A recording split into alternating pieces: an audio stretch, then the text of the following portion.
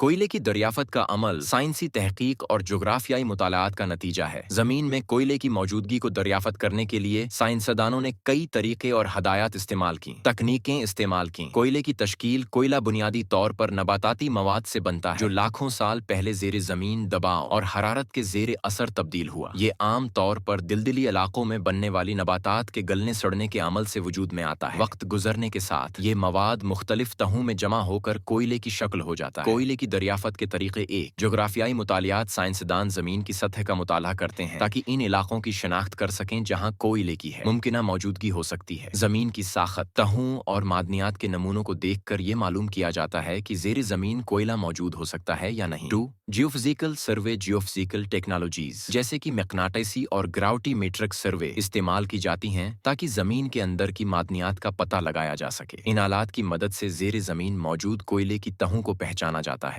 3.